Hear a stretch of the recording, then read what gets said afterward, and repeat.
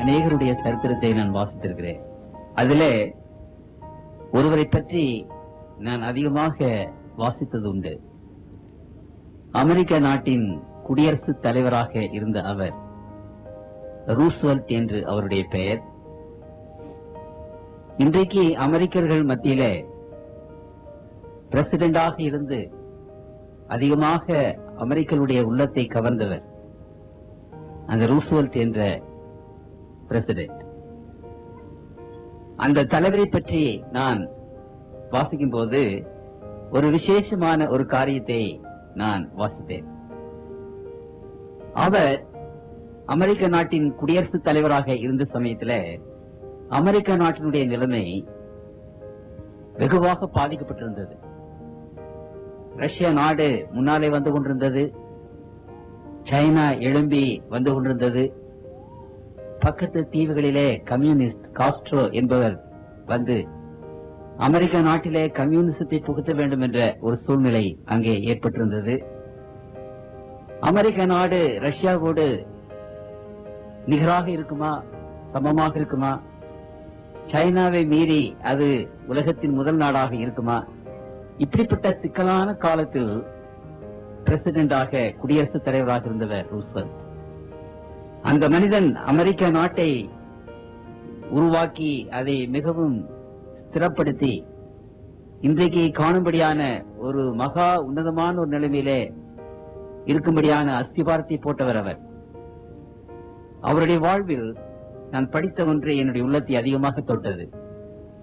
ஏராளமான பிரச்சனைகள், நாட்டிலே ஏராளமான பிரச்சனைகளை சந்திக்கும் போதெல்லாம் அவர் தன்னுடைய வீட்டை விட்டு வெளியே வந்து இரவு நேரங்களிலே வானத்தை நோக்கி பார்ப்பாராம். அந்த வானத்திலே காணப்படுகிற நட்சத்திரங்கள் எல்லாவற்றையும் அவர் நோக்கி பார்த்து அதை பற்றி சிந்தித்து, ஓ கிரேட் காட் ஹெல்ப் மீ, உன்னதமான ஆண்டவரே எனக்கு ஒத்தாசை செய்யும் என்று சொல்லி அவர் தன்னுடைய வீட்டுக்குள்ளே போவாரா. வானத்தை பார்த்து வாழ்ந்தவர் அவர். வானத்தை பார்த்து இறைவனை அறிந்தவர் அவர். வானத்தை பார்த்து அந்த இறைவன் கையில் தன்னுடைய பிரச்சனைகளை ஒப்படைத்து அமெரிக்க நாட்டை பெரும்படியாக உருவாக்கினவர் அவர்.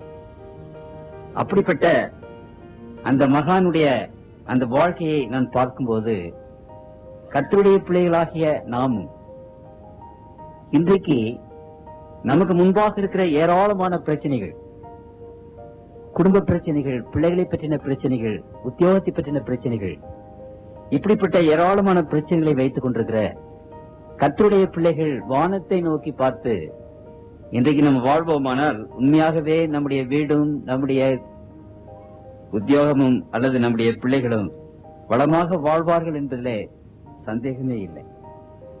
நீங்கள் நன்கு வாழ்ந்திட, நலமாக சுகமாக வாழ்ந்திட, வாழ்வின் பிரச்சனைகள் தீர்ந்திட வான் நோக்கி பாருங்கள். உலகத்தை ஆண்டிட, உன்னதமாக உயர்ந்திட வான் நோக்கி பாருங்கள் என்று ஒரு பெரியவர் சொன்னார். ஏசாயாவின் புத்தகம் 40வது அதிகாரத்திலே 26வது வசனத்திலே நான் வாசிக்கிறேன். ஏசாயாவின் புத்தகம் 40:26 உங்கள் கண்களை ஏறெடுத்து பாருங்கள், அவைகளை சிருஷ்டித்தவர் யார்? அவர் அவைகளின் சேனையை லக்கத்திட்டமாக புறப்பட பண்ணி அவைகளையெல்லாம் பேர் பேராக அழைக்கிறவராமே. அவருடைய மகா பலத்தினாலும் அவருடைய மகா வல்லமையினாலும் அவைகளில் ஒன்றும் குறையாமல் இருக்கிறது. தேவனுடைய பிள்ளைகளாகி நம்மை இந்த விவிலியத்தின் ஆண்டவராக இயேசு கிறிஸ்துவானவர் வானங்களை நோக்கி பார் என்று அழைக்கிறார். உங்கள் கண்களை ஏறெடுத்து பாருங்கள். அந்த நீலவானத்தில் தோன்றுவது என்ன? அந்த நீலவானத்தில் காணப்படுகிற அந்த நட்சத்திரங்கள் அவைகள் உங்களுக்கும் எனக்கும் சொல்வது என்ன? நம்முடைய வாழ்வுக்கு அவைகள் வழிகாட்டிகளாகுமா? ஆகவே உங்கள் கண்களை ஏறெடுத்து நீங்கள் அந்த நட்சத்திரங்களை பாருங்கள் என்ற ஒரு அழைப்பை ஆண்டவர் விடுவிக்கிறார். இந்த உலகத்தின் மக்கள் இன்றைக்கு பற்பல விதமான பிரம்மாண்டமான சூழ்நிலையில இன்றைக்கு வாழ்ந்து கொண்டிருக்கும் போது இப்படிப்பட்ட ஒரு செய்தியை ஆண்டவர் தம்முடைய பிள்ளைகளுக்கு விசேஷமாக கொடுக்கிறார். உங்கள் கண்களை ஏறெடுத்து பாருங்கள், அப்படியானால் நம்முடைய கண்களை நாம் ஏறெடுத்து பார்க்கும்போது நாம் எதை காண்கிறோம் என்பதை நீங்கள் நன்றாக அறிந்து கொள்ள வேண்டும். 5வது நூற்றாண்டிலே கிறிஸ்துவுக்கு முன்பாக வாழ்ந்த அனக்சிகாரஸ் என்று சொல்லப்பட்ட ஒரு பெரிய கிரேக்க வானசாஸ்திரி ஒரு சமயத்தில் அவர் எழுதினார், சூரியன், சந்திரன், நட்சத்திரங்கள் ஆகியவற்றை பற்றி நாம் தெரிந்து கொள்ள வேண்டும். நாம் பிறந்திருப்பதே, நமது பிறப்பின் நோக்கமே அதுதான் என்று அவர் ஆணித்தரமாக எடுத்து சொன்னார். நம்முடைய பிறப்பின் நோக்கமே நட்சத்திரங்களை பற்றி, சூரியனை பற்றி, சந்திரங்களை பற்றி அறிந்து கொள்ள வேண்டும். ஏன் அவர் அப்படி சொன்னார் என்பதை நாம் சற்று ஆராய்ந்து பார்த்தோமானால் நமக்கு தெரியும். இப்பொழுது நம்முடைய உலகத்திற்கு காலையிலே பகல்லே பிரகாசிக்கிற அந்த சூரியன், அந்த சூரியன்களுக்கு தான் நட்சத்திரம் என்று பெயர். தன்னில் தானே சுய ஒளியை உடைய வான மண்டலங்களிலே காணப்படுகிற அந்த பெரும் பிம்பங்கள், அவைகளுக்கு நட்சத்திரங்கள் அல்லது சூரியன்கள் என்று பெயர்.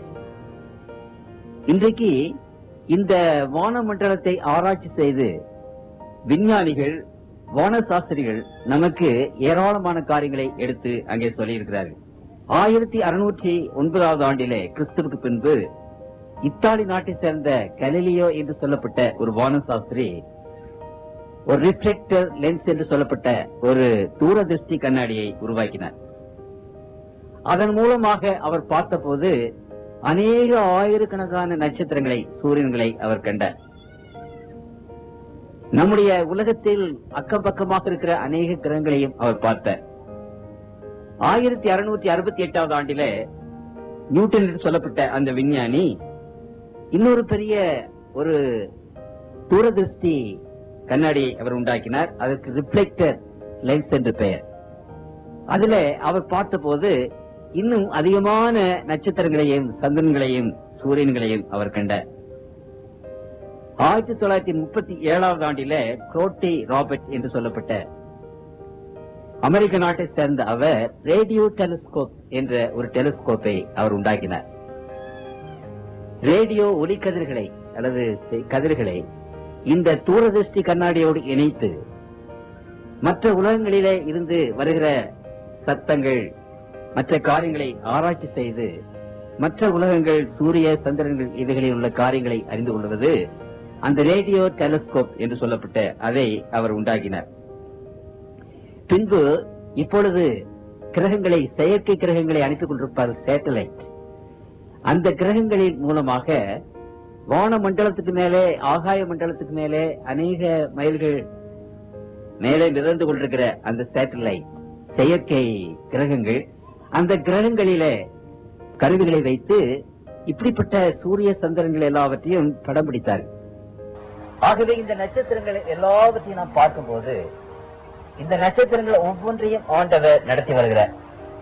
இந்த நட்சத்திரங்கள் வேகமாக அங்கே போய் கொண்டிருக்கிறது, மிக வேகமாக பயணம் செய்து கொண்டிருக்கிறது, தன்னுடைய பாதையிலே சுற்றி ஓடிக்கொண்டிருக்கிறது. நம்முடைய சூரியன் இந்த எல்லா கிரகங்களையும் எடுத்துக்கொண்டு ஒரு வினாடிக்கு 12 மைல் தூரத்தில் 12 மைல் வேகமாக 12.5 மைல் வேகமாக போய் கொண்டிருக்கிறது. ஒரு மணி நேரத்துக்கு 45,000 மைல் பிரயாணம் செய்கிறது. ஒரு மணிக்கு நம்முடைய சூரியன் 45,000 பிரயாணம் செய்கிறது. இந்த உலகம், நம்முடைய உலகமானது இந்த சூரியனை சுற்றி 18 மைல் ஒரு செகண்டுக்கு ஓடிக்கொண்டிருக்கிறது. ஏறக்குறைய 6,48,000 மைல் அங்கு பிரயாணம் செய்து கொண்டிருக்கிறது.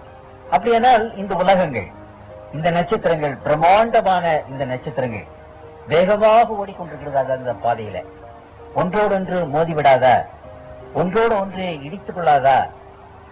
அப்படி இடித்துக் கொள்ளுமானால், மோதிக்கொள்ளுமானால் இந்த கிரகங்கள் எல்லாம் சுக்கு நூறாக வெடித்து ஒன்றுமில்லாமல் போய்விடுமே. கர்த்தருக்குள் பிரியமான தேவனுடைய பிள்ளைகளே, இந்த வான சாஸ்திரத்தை படித்தவர்கள் பிரமிக்கிறார்கள். இத்தனை உலகங்களா, இத்தனை சூரியன்களா, இத்தனை சந்திரன்களா? சில யூரியன்கள் எவ்வளவு பெரிதாக பிரமாண்டமாக இருக்கிறது. இவர்கள் எல்லாவற்றையும் பார்த்து அவர்கள் பிரமித்து, இப்படிப்பட்டவைகள் எல்லாம் எப்படி வந்தது? இப்படிப்பட்டவைகளை யார் தாங்குகிறார்கள்? யார் நடத்துகிறார்கள்? யார் காப்பாற்றுகிறார்கள்? என்ற ஒரு பெரிய கேள்வியை இந்த வானசாஸ்திரிகள் நமக்கு முன்பாக வைக்கிறார்கள். இன்றைக்கு மனிதன் ஓரளவு படித்து விட்டு கடவுள் இல்லை என்று சொல்லுகிறார். காக்கரின் என்று சொல்லப்பட்ட அந்த முதலாவதாக ரஷ்யா இந்த செயற்கை கிரகத்துல பறந்து வந்த அந்த மனிதன் கீழே வந்தவுடனே கொக்கரித்தான், செரித்தான். நான் வானமண்டலத்துல அங்கே மிதந்தேன், அங்கே ஆண்டவரை காணவில்லை, கடவுளை காணவில்லை என்று அவர் சொன்னார். இப்படி கடவுள் இல்லை என்ற ஒரு தத்துவத்தை இந்த உலகத்தில் கொண்டு வந்து கொண்டிருக்கிறார்கள். ஆனால் இன்றைக்கு இந்த வானமண்டலத்தை ஆராய்ச்சி செய்கிற இந்த ஆராய்ச்சியில நாம் என்ன பார்க்கிறோம் என்று சொன்னால், இந்த கோடான கோடி நட்சத்திரங்கள் இவைகள் எல்லாவற்றையும் உண்டாக்கினது யார்?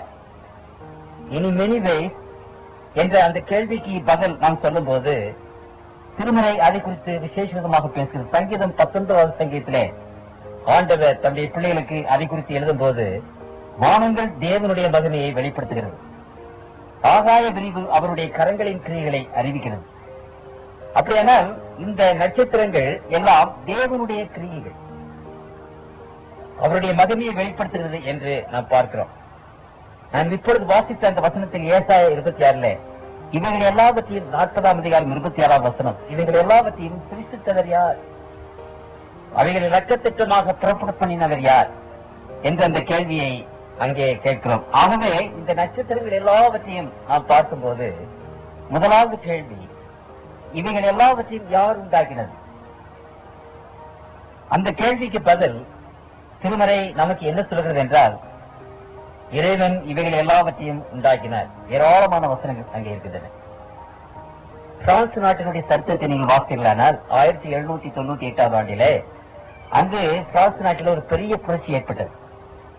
அந்த புரட்சியினுடைய ஒரு சித்தாந்தம் கடவுள் இல்லை, பகுத்தறிவது என்பது தேவன் என்று அவர்கள் கொண்டு வந்தார்கள். ஆகவே அந்த பிரான்ஸ் நாட்டின் சிப்பாய்கள் அந்த நாடு முழுவதுமாக பரவி அந்த நாட்டில் இருக்கிற கிறிஸ்தவ கோவில்கள் எல்லாவற்றையும் பிடித்தார்கள். அப்பொழுது ஒரு ஊருக்கு வந்து அநேக சிப்பாய்கள் அந்த கோவிலை இருக்கும்போது அந்த கோவிலை சார்ந்த டீக்கன் ஒரு பெரியவர் அங்கே வந்து கண்ணீர் விட்டு அழுதார், ஐயா கோவில்களை இடிக்காதீர்கள். அந்த சிப்பாய்கள் கேட்கவில்லை. கடவுள் என்ற ஒரு ஞாபகம் இந்த கோவில்களிலே இருக்கிறது, அந்த ஞாபக சின்னத்தை நாங்கள் அழித்து விட போகிறோம், இனிமேல் கடவுளே இல்லை என்ற ஒரு எண்ணத்தை மக்கள் மத்தியில் உண்டாக்க போகிறோம் என்று அவர் சொன்னார். அப்புறம் அந்த பெரியவர் அந்த சிப்பாய்களை பார்த்து சொன்னார், இந்த உலகத்திலே நாங்கள் கட்டின இந்த கோவில்களை நீங்கள் இடிக்கலாம், அதை தரமட்டி மாற்றி விடலாம், ஆனாலும் இறைவன் என்ற அந்த கொள்கையை நீங்கள் தரைமட்டமாக்க முடியாது, இடித்து விட முடியாது, அழித்து விட முடியாது. வானத்தை நோக்கி பார்ப்போம், அங்கே காணப்படுகிற நட்சத்திரங்களை பார்ப்போம், அங்கே காணப்படுகிற சூரிய சந்திரங்களை நாங்கள் பார்ப்போம், அவைகள் எங்களுக்கு கடவுளை பற்றி சொல்லும். அந்த வான மண்டலத்தை நோக்கி பார்த்து இவைகள் எல்லாவற்றையும் படைத்த ஒரு பரம்பொருள், ஒரு ஆண்டவர் உண்டு என்பதை நாங்கள் அறிந்து கொள்வோம். இந்த கோவில்களை இடிக்கிற நீங்கள் அந்த ஆகாயத்த மண்டலத்தில் நட்சத்திரங்களை இடித்து தள்ள முடியுமா என்று கேட்டார். வானங்கள் தேவனுடைய மகிமையை அறிவிக்கிறது என்று வேதம் நமக்கு சொல்கிறது. அப்படியானால் இந்த நட்சத்திரங்கள் எல்லாம் தேவன் உண்டு என்பதற்கு ஒரு உபகாரணமாக இருக்கிறது என்று அங்கே நாம் வாசிக்கிறோம். திருவள்ளுவ நாயனார் இதை பற்றி பேசும்போது அகர முதல எழுத்தெல்லாம் ஆதி பகவன் முதற்றே உலகு என்று சொன்னார். ஆண்டவரால் தான் இந்த உலகங்கள் உண்டு பண்ணுகிறது, ஆண்டவர் என்பவர் தான் இந்த உலக அந்த சராசரிகளின் அடிப்படையான காரணம் என்று அவர் சொன்னார். கற்றதனால் ஆயபயன் என்கொள் வாளறிவன் நற்றால் தொழார் என்று அவர் சொன்னார். வாளறிவனாகிய இறைவனை நீங்கள் வணங்காவிட்டால் நீங்கள் எவ்வளவு படித்துள்ளதில் என்ன பிரயோஜனம் என்று அவர் பேசினார். கவிமணி தேசிய விநாயகம் பிள்ளை நம்முடைய நாட்டிலே பிறந்து வளர்ந்தவர். சூரியன் வருவது யாராலே, சந்திரன் தெரிவது எவராலே, யார் இதற்கெல்லாம் அதிகாரி, இதை நாம் அறிந்திட வேண்டாமோ என்று பாடினார். ஆகவே நம்முடைய முற்பதாக்கள் இறைவன் உண்டு என்று வழிபட்டார்கள். இறைவனை அதிகமாக விசேஷமாக தன்னுடைய வாழ்நாளிலே அவர்கள் வணங்கினார்கள். இறைவன் ஒருவர் உண்டு, தேவனுடைய பிள்ளைகள் இதை நாம் மறந்துவிடக்கூடாது. அந்த இறைவன் ஆண்டவராக, அந்த இறைவன் நமக்கு தகப்பனாக, அந்த இறைவன் நமக்கு தாயாக இருக்கிறார் என்பதை திருமறை நமக்கு விசேஷமாக நமக்கு சொல்கிறது. இந்த பிரபஞ்சத்தில் நாம் அனாதிகள் அல்ல, குரங்கிலிருந்து வந்தோம் என்று மனிதன் இன்றைக்கு சொல்லுகிறான். அந்த குரங்கு நமக்கு அடைக்கலமாக இருக்க முடியுமா, நமக்கு ஆதரவளிக்க முடியுமா, நம்மை பாதுகாக்க முடியுமா? அப்படி அல்ல. அந்த சராசரங்களை படைத்த ஒரு பெரும் வல்லமையான கரம், நித்திய புயம், அநாதி கரங்கள் நமக்கு அடைக்கலமாக, ஆதரவாக தாங்குவதற்கும் இயங்குவதற்கும் நடத்துவதற்கும் நமக்கு உண்டு என்று அங்கு சொல்கிறது. நாம் பிறந்த வரலாறு, நாம் இறைவனுடைய பிள்ளைகள், அந்த சராசரங்களை படைத்த இறைவன் நமக்கு தகப்பனாக இருக்கிறார் என்ற ஒரு பெரிய நம்பிக்கையை இந்த நட்சத்திரங்கள் நமக்கு கொடுக்கிறது. இரண்டாவதாக, இந்த நட்சத்திரங்களை பற்றி நாம் வாசிக்கும் போது இந்த நட்சத்திரங்கள் பிரம்மாண்டமாக இருக்கிறது. இந்த உலகம் எவ்வளவு பெரியது? 8000 மைல் ஏறக்கூடிய விட்டம். இந்த உலகத்தை விட 13 லட்சம் மடங்கு சூரியன் பெரிது. இந்த உலகத்தின் அண்டை கிரகங்கள் ஜூபிட்டர் 1312 மடங்கு பெரிது. அங்கே சனி என்ற கிரகம் 94 மடங்கு பெரிது. இவர்கள் எல்லாவற்றையும் பார்க்கும் போது, மனிதனே, நீயும் நானும் யார்? சங்கீதத்திலே ஆண்டவர் சங்கீதக்காரன் ஒரு விசேஷமான ஒரு கேள்வி கேட்கிறார். 8வது சங்கீதத்திலே அதை குறித்து நாம் வாசிக்கிறோம். 4வது வசனம், மனுஷனை நீர் நினைப்பதற்கும் மனுஷகுமாரனை நீர் விசாரிக்கிறதுக்கும் அவன் ஏமாத்திரம். இந்த அண்ட சராசரங்கள் எல்லாவற்றையும் பார்க்கும் போது நம்முடைய உலகம் ஒரு சிறிய தூசி, கடற்கரையிலே காணப்படுகிற மண் துகள் ஒன்று போல இருக்கிறது. இந்த உலகத்திலே நாம் யார்? ஒரு தூசி, தூசிக்கும் தூசியானவர்கள். எவ்வளவு படித்தால் என்ன, எவ்வளவு அறிந்தால் என்ன, எவ்வளவு ஞானவான்களாக இருந்தால் என்ன, இந்த உலகத்திலே பெரியவர்கள், பிரம்மாண்டமானவர்கள் என்று பேசப்பட்டால் என்ன? கர்த்தருக்குள் பிரியமானவர்களே, மனிதன் தெரிந்து கொள்ள வேண்டிய ஒரு பெரிய உண்மை, நாம் தூசுக்கு தூசும், சாம்பலுக்கும் சாம்பலமானவர்கள். We are nothing before God. கடவுளுடைய பார்வையிலே நம்மை ஒப்பிட்டு பார்க்கும் போது நாம் ஒரு சூனியம். ஏசாயா 40:15 இதோ ஜாதிகள் ஏற்ற சாலையில் தொங்கும் புலியை போலவும் சராசரியை படியும் பூசியை போலவும் எண்ணப்படுகிறார்கள். அப்படியானால் ஜாதிகள், நேஷன், தூசு என்று ஆண்டவர் சொல்கிறார். நம்முடைய அறிவு, நம்முடைய ஞானம், நம்முடைய புத்தி, நாம் செய்கிற காரியங்கள், நாம் ஆற்றுகிற பெரிய காரியங்கள் எல்லாவற்றையும் இந்த பிரபஞ்சத்தோடு ஒப்பிட்டு பார்க்கும்போது நாம் தூசி. ஆகவே மனிதன் பெருமைப்படுவதற்கென்று ஒன்றுமே இல்லை. ஆண்டவர் நம்மோடு கூட இருந்தால்தான் we are something. ஒரு பூஜ்ஜியத்தோடு பக்கத்திலே 1 என்று போட்டால் அதற்கு மதிப்பு இருக்கிறது. அதே போல நம்முடைய வாழ்க்கையில 1 என்ற அந்த ஆண்டவர் நம்முடைய பக்கத்திலே இல்லாவிட்டால், அவரால் நாம் நடத்தப்படாவிட்டால், அவர் நம்மை தாங்காவிட்டால், நம்ம எவ்வளவு படித்தால் என்ன, எவ்வளவு அறிவாளிகளாக இருந்தால் என்ன, இந்த உலகத்தில் என்னென்ன ஆற்றல்களை செய்தால் தான் என்ன, நாம் யாவரும் தூசிக்கு தூசம், சாம்பலுக்கு சாம்பலமானவர்கள் என்பதை அங்கு சொல்வது. என்னுடைய தந்தையார் காலையிலே குளித்து விட்டு திருநூறு போடுவார். அப்படி நான் சிறு பையனா இருக்கும்போது கேட்பேன், அப்பா எதற்காக இந்த திருநூறு என்று அவர் சொல்லுவார். இந்த திருநூறு என்பது ஒரு மண் சாம்பல். அதை நெற்றியிலே போடும்போது, மனுஷனே நீர் மண்ணா இருக்கிறாய், நீ மண்ணுக்கு திரும்புவாய், ஆகவே நீதியை செய், நியாயத்தை செய், இறைவனை நோக்கிப்பார், அதற்காகத்தான் அந்த திருநூரை போடுகிறோம் என்று அவர் சொல்லுவார். ஆகவே கர்த்தருக்குள் பிரியமானவர்களே, மனிதர்கள் மேன்மை பாராட்டுவதற்கு எதுவுமே கிடையாது, எதுவுமே நம்மிடத்துல இல்லை என்பதை இந்த வானசாஸ்திரம் நமக்கு அங்கே சொல்லுகிறது. மூன்றாவதாக, இந்த வானமண்டலங்கள் நமக்கு என்ன சொல்கிறது? உதாரணமாக, இந்த வானமண்டலத்திலே ஓடி திரிகிற அந்த நட்சத்திரங்கள் எவ்வளவு பிரம்மாண்டமான நட்சத்திரங்கள், எவ்வளவு வேகமாக ஓடுகிறது. ஆர்கிரஸ் என்று சொல்லப்பட்ட ஒரு நட்சத்திரம் இருக்கிறது. சில நாட்களுக்கு முன்னதாக அந்த நட்சத்திரம் நம்முடைய உலகத்தை நோக்கி வருகிறதாக அங்கு ஒரு வதந்தி ஏற்பட்டு விஞ்ஞானிகள் ரொம்ப பயந்து போனார்கள். பிரம்மாண்டமான நட்சத்திரம், நம்முடைய சூரியனை விட 1000 மடங்கு பெரிதான சூரியன். அது ஒரு வினாடிக்கு 250 மைல் வேகத்தில் அவ்வளவு பிரம்மாண்டமான வேகத்திலே அது வந்து கொண்டிருந்தது. 250 மைல் வேகம் என்று அங்கே நாம் கணக்கிடும் போது, கர்த்தருக்குள் பிரியமானவர்களே, ஒரு மணி நேரத்துல 9 லட்சம் மைல் அவ்வளவு வேகத்திலே வந்து பிரயாணம் ஆகி கொண்டிருக்கிறது. எங்கேயாவது இடித்து விடாதா, எதிலையாவது மோதி விடாதா? இன்றைக்கு ஒரு காரை அல்லது ஒரு ட்ரெயினை டிரைவர்களை இயக்கி கொண்டு போகிறார்கள். அதே போலவே கர்த்தருக்குள் பிரியமானவர்களே, வான சேனைகள், தேவ தூதர்கள் இந்த உலகங்களை எல்லாவற்றையும் அங்கே ஓட்டி கொண்டிருக்கிறார்கள். ஒரு டிரைவரை போல ஓட்டி கொண்டிருக்கிறார்கள். அந்தந்த பாதையிலே அவைகள் வேகமாக ஓடிக்கொண்டிருக்கின்றன, ஒன்றோடொன்று மோதுவதில்லை. கடவுள் அந்த நட்சத்திரங்களை அங்கே வழிநடத்துகிறார். அந்த அவருடைய கரத்தினாலே நடத்தப்படுகிற அந்த நட்சத்திரங்கள் எந்த விதமான ஆபத்தும் இல்லாதபடி யுகாயுகமாக தன்னுடைய பாதையிலே ஓடிக்கொண்டே இருக்கின்றன. மோதுவார் ஒன்றுமில்லை, எந்த விதமான ஆபத்தும் கிடையாது. கர்த்தருக்குள் பிரியமானவர்களே, இந்த நட்சத்திரங்கள் எல்லாவற்றையும் பார்க்கும்போது அவைகள் ஓடுகிற அந்த ஓட்டத்தையும் அந்த சுற்றுகிற அந்த சுற்று பாதைகளையும் விஞ்ஞானிகள் ஆராய்ச்சி செய்யும் போது ஆச்சரியப்படுகிறார்கள். அதில் எந்த விதமான சலனம் இல்லை. அந்த பாதையிலே அது ஓடிக்கொண்டே இருக்கிறது, இந்த பக்கம் அந்த பக்கம் அசைகிறது இல்லை. அந்தந்த பாதையிலே தீர்க்கமாக நிதானமாக வேகமாக ஓடினாலும் அவைகள் புரளாதபடி ஓடிக்கொண்டே இருக்கின்றன. அவைகளை பார்த்த போது ஆண்டவர் தம்முடைய பிள்ளைகளாகி நமக்கு கொடுக்கிற ஒரு பெரிய ஒரு போதனை என்ன? அந்த சராசரங்களிலே உருண்டோடுகிற கோடான கோடி நட்சத்திரங்களை வழிநடத்துகிற ஆண்டவர் இந்த ஏழை பிள்ளைகளாகி நம்மையும் வழிநடத்துவார். நம்முடைய குடும்பத்தை வழிநடத்துவார், நம்முடைய பிள்ளைகளை வழிநடத்துவார். என்ன ஆகுமோ என்று தேவனுடைய பிள்ளைகள் திகைக்க வேண்டிய அவசியம் இல்லை. நம்முடைய பிள்ளைகளுக்கு என்ன ஆகுமோ, நம்முடைய விவசாயம் என்ன ஆகுமோ, நம்முடைய போக்கு நம்முடைய வரத்து எப்படி முடியுமோ, அப்படிப்பட்ட ஒரு சலனம் ஒரு கவலை தேவனை விசுவாசிக்கிற பிள்ளைகளுக்கு வேண்டியதில்லை. இந்த அண்ட சராசரங்களிலே பிரபஞ்சத்திலே கோடான கோடி நட்சத்திரங்களை அந்தந்த பாதையிலே வழிநடத்தி வருகிற அந்த தெய்வம் உங்களையும் என்னையும் என்னுடைய குடும்பத்தையும் உங்களுடைய குடும்பத்தையும் வழிநடத்த வல்லமையுள்ளவராக இருக்கிறார் என்ற ஒரு பெரிய ஒரு நற்செய்தியை இந்த வேதம் நமக்கு விசேஷமாக சொல்கிறது.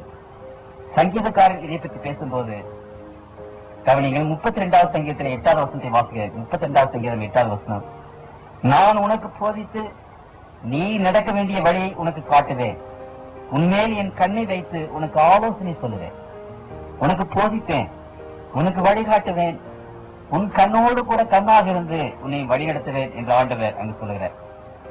ஏராளமான வசனங்களை தேவனுடைய அந்த வழிநடத்துதலை பற்றின ஒரு அஷ்யூரன்ஸ், ஒரு நிச்சயம் தேவனுடைய பிள்ளைகளுக்கு அங்கே கிடைக்கிறது. ஏசாயாவின் புத்தகம் 48ஆம் அதிகாரத்திலே திரும்பவும் நான் வாசிக்கும் போது 17வது வசனத்திலே ஆண்டவர் அங்கு பேசுகிறார். இஸ்ரவேலின் பரிசுத்தராய் இருக்கிற உன் மீட்பர் கர்த்தர் சொல்லுகிறதாவது, பிரயோஜனமாய் இருக்கிறதை உனக்கு போதித்து நீ நடக்க வேண்டிய வழியிலே உன்னை நடத்துவேன், நீ நடத்துகிற தேவனாகிய கர்த்தர் நானே. அப்படியானால் நம்மை வழிநடத்தக்கூடிய அந்த ஆண்டவர் நம்முடைய குடும்பத்தையும் நம்முடைய போக்கையும் நம்முடைய வரத்தையும் வழிநடத்துவார். முக்காலத்தையும் உணர்ந்த அந்த ஆண்டவர் தேவனுடைய பிள்ளைகளுக்கு என்ன நேரிடும் என்று தெரிந்து நாம் தவறாதபடி, நாம் மோதாதபடி, நமக்கு துன்பம் வராதபடி, நமக்கு ஆபத்து வராதபடி தம்முடைய பிள்ளைகளை நிச்சயமாக அங்கு வழியெடுத்தவர். இஸ்ரவேல் ஜனங்கள் அந்த செங்கடல் பக்கத்திலே வந்து பாளையம் இறங்கின போது அவர்களை மறுபடியும் பிடித்துக் கொண்டு போகத்தக்கதாக அந்த பார்வோன் 2 லட்சம் காலாட்படையோடு கூட 600 ரதங்களோடு கூட 20,000 குதிரை வீரர்களோடு கூட வந்தார் என்று எகிப்து சரித்திலே நாம் வாசிக்கிறோம். அவர்களை பிடித்துக் கொண்டு போகத்தக்கதாக அந்த இடத்திலே கர்த்தருடைய கிருபையினாலே நான் அந்த இடத்தை போய் பார்த்தேன். 30 மைல் அந்த கடல் இருக்கிறது, முன்னாலே ஆழமான கடல், இந்த பக்கம் மலை, இந்த பக்கம் மலை.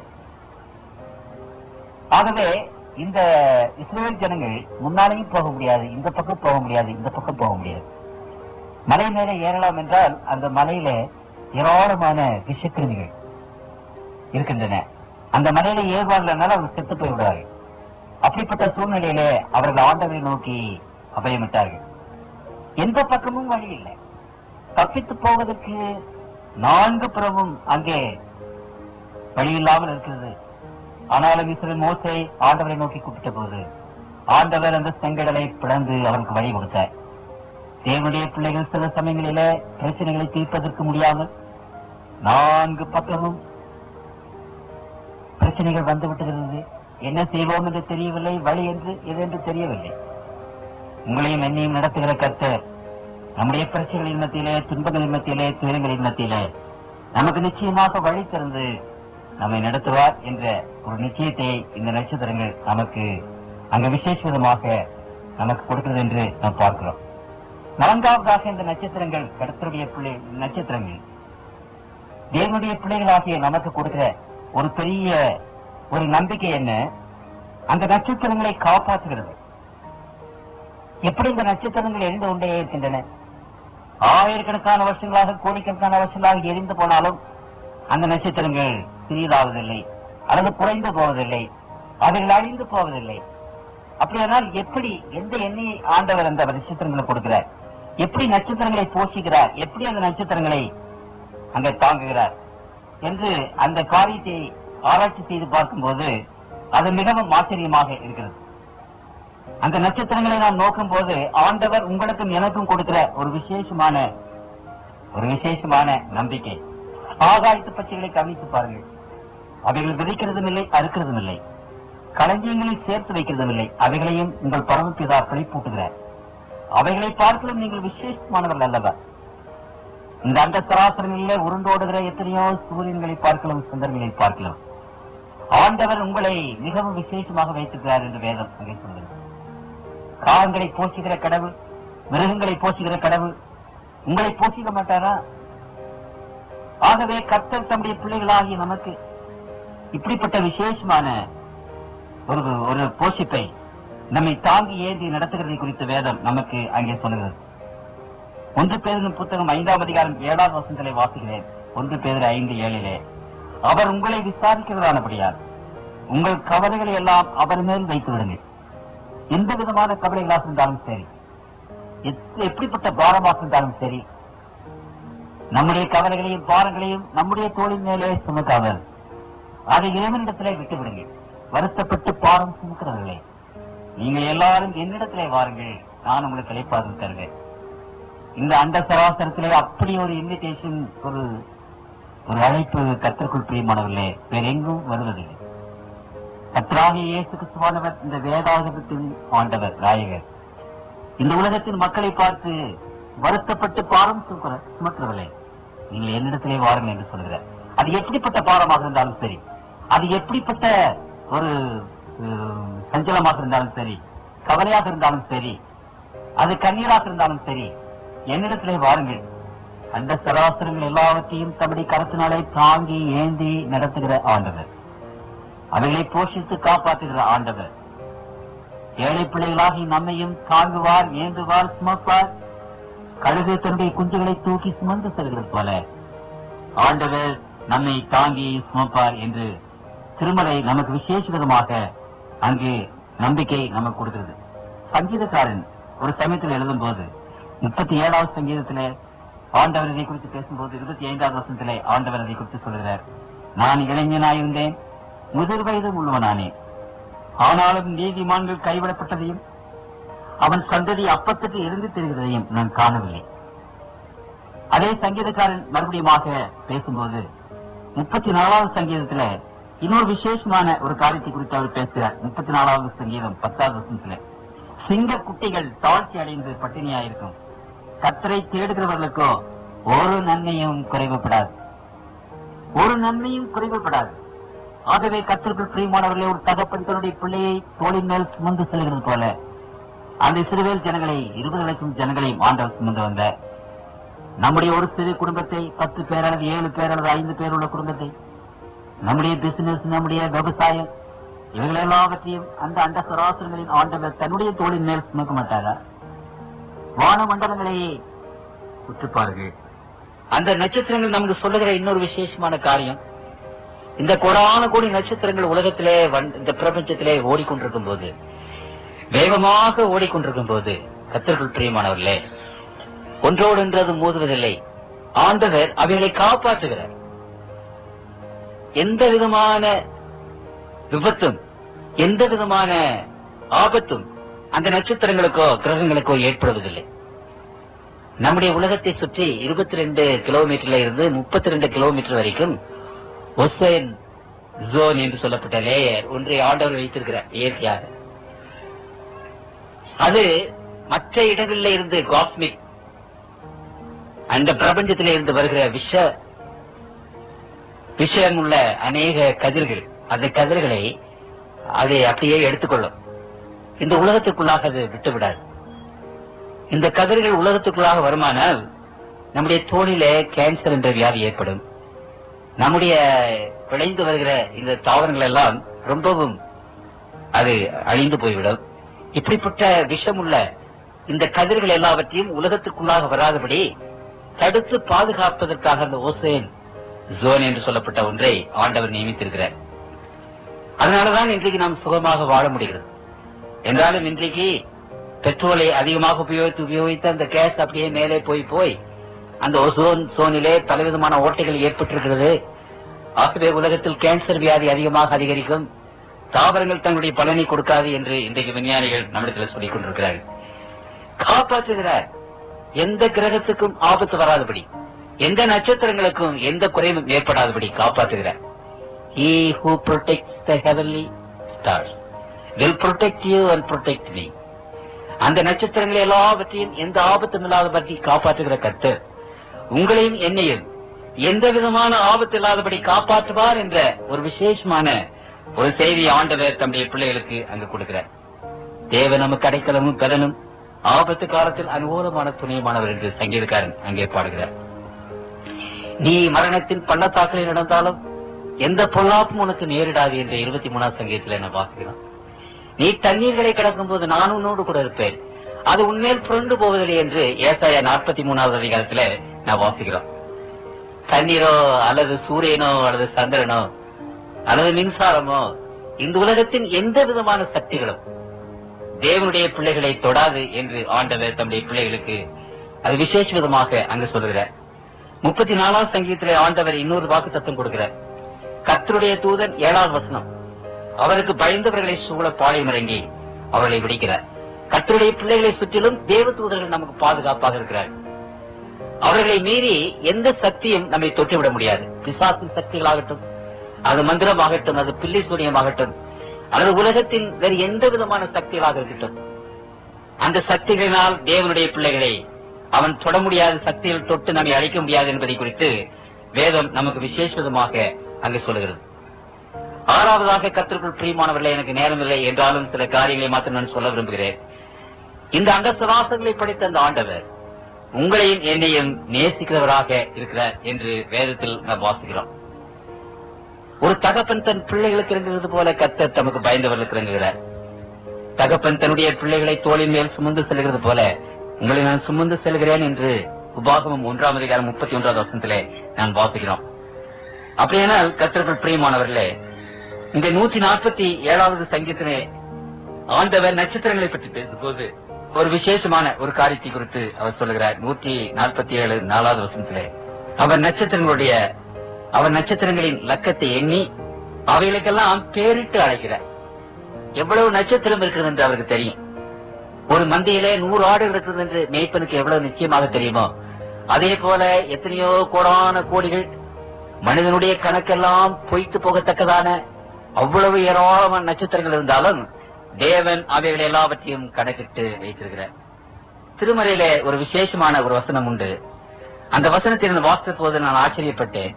மத்தேயு 10ஆம் அதிகாரத்திலே 30வது வசனத்திலே ஆண்டவர் இதை குறித்து பேசும்போது, உங்கள் தலையில் உள்ள மயிரெல்லாம் எண்ணப்பட்டிருக்கிறது. நம்முடைய தலையில் இருக்கிற ஒரு முடியாவது கடவுளுடைய சித்தம் இல்லாமல் கீழே விழாது என்று ஆண்டவர் தம்முடைய பிள்ளைகள் சொல்கிறார். நம்முடைய அங்கங்கள், அவயவங்கள், நம்முடைய காரியங்கள் எல்லாவற்றையும் கணக்கு எழுதி வைத்திருக்கிறார் என்று வேதம் அங்கே நமக்கு சொல்கிறது. நீ உருவேற்படும் நாட்களுக்கு முன்னதாகவே உன் தாயின் கற்பத்திலே நீ இருக்கும்போது உன் அவயவங்கள் எல்லாவற்றையும் நான் எழுதி வைத்திருக்கிறேன் என்னுடைய புத்தகத்திலே என்று ஆண்டவர் என்று சொல்கிறார். அப்படிப்பட்ட ஒரு விசேஷமான ஆண்டவரை பற்றி வேதம் நமக்கு சொல்லுகிறது. நம்மை பேர் சொல்லி அழைக்கிறார். நம்முடைய பேரெல்லாம் ஆண்டவருக்கு தெரியும். மகனே மகளே என்று பேர் சொல்லி அழைக்கிறார். ஏனென்றால் உங்களையும் என்னையும் அவர் விசேஷ விதமாக நேசிக்கிறார் என்று வேதம் அங்கே சொல்கிறது. இந்த திருமறையிலே நாம் காண்கிற ஒரு விசேஷமான செய்தி, கடவுள் நம்மை எவ்வளவாக நேசித்தார் என்ற அந்த செய்தி. எவ்வளவாக நம்மை நேசித்தார். நானும் நீங்களும் இந்த உலகத்தின் பாவத்திலே இருந்து விடுபட்டு தேவன் நமக்கு ஆயத்தம் பண்ணியிருக்கிற அந்த பரலோக ராஜ்யத்திலே போவதற்காக தம்முடைய ஜீவனையும் அந்த கல்வாரி சிலுவையிலே அவர் பலியாக கொடுத்தார் என்று வேதாகமம் நமக்கு சொல்லுகிறது. வானமண்டலங்களை பாருங்கள், அவைகளில ஓடுகிற நட்சத்திரங்கள் எல்லாவற்றையும் நீங்கள் பாருங்கள். அவைகளெல்லாம் உங்களுக்கும் எனக்கும் சொல்லுகிற இந்த தூதுகள். நமக்கு ஒரு ஆண்டவர் உண்டு. அவன் நமக்கு ஒரு தகப்பனாக இருக்கிறார். அவன் நமக்காக கவலைப்படுகிறார். He has a plan for each and every one of you. தேவனுடைய பிள்ளைகளுக்கு அவர் வைத்திருக்கிற ஒரு திட்டம் என்ன? நீங்களும் நானும் வரப்போகிற காலத்திலே எப்படி இருக்க போகிறோம்? நம்முடைய பிள்ளைகள் எப்படி இருக்க போகிறார்கள்? தானியேலின் புத்தகம் 12ஆம் அதிகாரம் 3ஆம் வசனத்திலே வாசிக்கிறேன். தானியேல் 12:3 நான் வாசிக்கிறேன். ஞானவான்கள் ஆகாய மண்டலத்தின் ஒளியைப் போலவும் அநேகரை நீதிக்குட்படுத்துகிறவர்கள் நட்சத்திரங்களைப் போலவும் என்றென்றைக்கும் உள்ள சதா காலங்களிலும் பிரகாசிப்பார்கள். அப்படியானால் உங்களுக்கும் ஆண்டவர் எனக்கும் ஆண்டவர் வைத்திருக்கிற ஒரு பெரிய திட்டம் என்ன? நீங்களும் நானும் இந்த நட்சத்திரங்களை படிக்கிற தேவனுடைய பிள்ளைகளே, அந்த நட்சத்திரங்களை போல வான மண்டலங்களிலே பிரகாசிக்கிற பெரிய சூரியனை போல் இருப்போம் என்று ஆண்டவர் சொல்கிறார். அதனுடைய தாற்பயம் என்ன? நீங்க நினைத்து பாருங்கள், அதை பற்றி சிந்தித்து பாருங்கள். பிரகாசிக்கிற ஒரு பெரிய வெளிச்சமாக அண்ட சராசரங்களில் உள்ள அனைவரும் அந்த நட்சத்திரத்தை பார்த்து, ஓ இது மிஸ்டர் சேகர், இது மிஸ்டர் சாமுவேல் என்று சொல்லத்தக்கதாக நம்மை ஆண்டவர் வான மண்டலங்களிலே வைப்பார். அந்த சராசரத்தின் அத்தனை மக்களும் நம்மை நோக்கி பார்ப்பார்கள். நாம் தேவனுடைய பிள்ளைகள் என்று அறிந்து கொள்வார்கள். நீ நட்சத்திரங்களைப் போல பிரகாசிப்பாய் என்று ஆண்டவர் சொல்கிறார். மண்ணிலே போய் மக்கி போகிறவர்களா நாம்? அல்லது இந்த உலகத்தில் அலைச்சடிப்பட்டு கூனி குறுகி ஒன்றுமில்லாமல் போகிறவர்களா நாம்? அல்லது இந்த உலகத்தில் வரப்போகிற பயங்கரமான காரியங்களிலே சிக்கி தவித்து அழிந்து போகிறவர்களா நாம்? தேவனுடைய பிள்ளைகள் அப்படிப்பட்டவர்கள் அல்ல. இந்த வேதத்தை நேசிக்கிற பிள்ளைகள், இதை ஆண்டவரை ஏற்றுக்கொள்கிற பிள்ளைகள். அவர்களுடைய வருங்காலம் என்ன?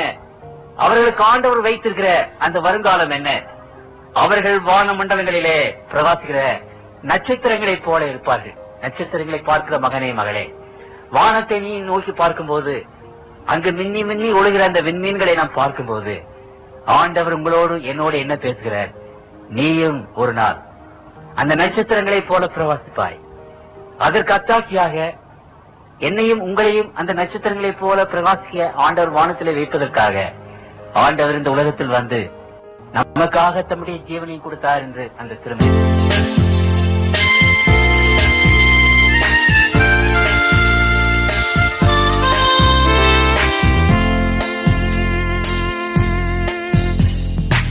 கர்த்தரை விலகி தூரம் சென்றேன், துயரப்பட்டேன், துன்பப்பட்டேன், மரண பாதை அறிந்தும் சென்றேன், உம்மை அறிந்தேன்